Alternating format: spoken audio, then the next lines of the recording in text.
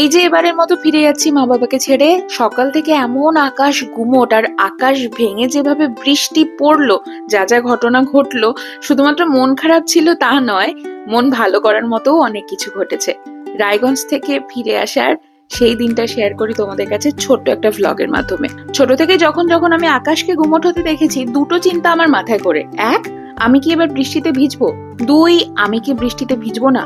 এক নাম্বারটার কারণ হলো বৃষ্টিতে ভিজলে আমি ভীষণ আনন্দ পাই, আমি কেমন যেন সেই ছোট্ট মৌ হয়ে যায়। আর দু নাম্বারটা হলো বৃষ্টিতে ভেজার পর আমার যে জ্বরটা বাঁধবে ওটা কেউ আটকাতে পারবে না, মানে কেউ না।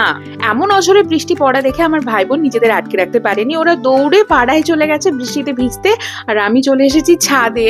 ছাদের বৃষ্টি দেখবো আর ফলমূল, ডাসা পেয়ারা আর লাল পাকা চেরি যেভাবে খেলা করছে। বোন গাছগুলো লাগিয়েছিল, কিন্তু এই মুহূর্তে যত্ন আত্মীর দায়িত্বটা পড়েছে আমার ভাইয়ের কাঁধে। ওদিকে পাশের বাড়ির কাকিমণিরা আমাদেরকে জন্মাষ্টমীর প্রসাদ দিয়ে গেছে এতগুলো, সবাই সেগুলো ভাগাভাগি করে খাবো।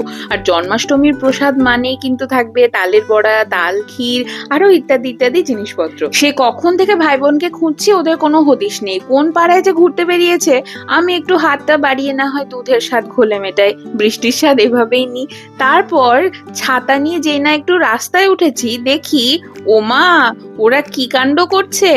এই আনন্দে রাস্তায় শুয়ে পড়ছে, নাচানাচি করছে, মানে সব কটা যেন সেই গ্রোন আপ চিলড্রেন। মানে বাইরে থেকে বড় হয়েছে ঠিকই, কিন্তু ভেতরে সে ছোট্ট বাচ্চাটা এখনো বেঁচে আছে।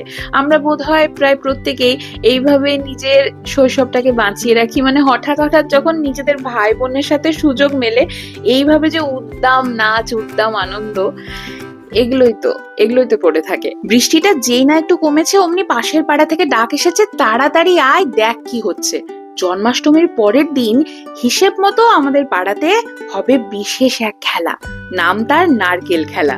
মানে এক নারকেল নিয়ে এতগুলো বাচ্চা কাচ্চারা একেবারে লড়াই শুরু করে দেবে। সেই খেলা দেখতে গোটা পাড়া ভিড় জমাবে। আর কি যে মজা হয় তাতে, কাদার মধ্যে লুটো পুটি, দৌড়ো দৌড়ি, মানে হই হই পড়ে যায়। ফিরে যাওয়ার আগে মায়ের হাতে রান্নাটা আর একবার খেয়ে নি বাড়ি ফিরে। কমেন্টে জানাও এইরকম মজার নারকেল খেলা তুমি কখনো দেখেছো? এই যে সময় চলে এসেছে, ব্যাগ গুছিয়ে ফেলেছি। রিয়ান বাবুকে আরেকটা বার বুকে জড়িয়ে ধরলো মা বাবা। জানি আদরের এখন বেশিরভাগটা ওকে ঘিরেই, তাতে কোনো আফসোস নেই, কিন্তু এই দৃশ্যটা যতবারই ফিরে ফিরে আসে ততবারই বুকের মধ্যে কেমন যেন মুচড়ে ওঠে। এইবারের মতো নোটে গাছটি মরিয়ে গেল আবার।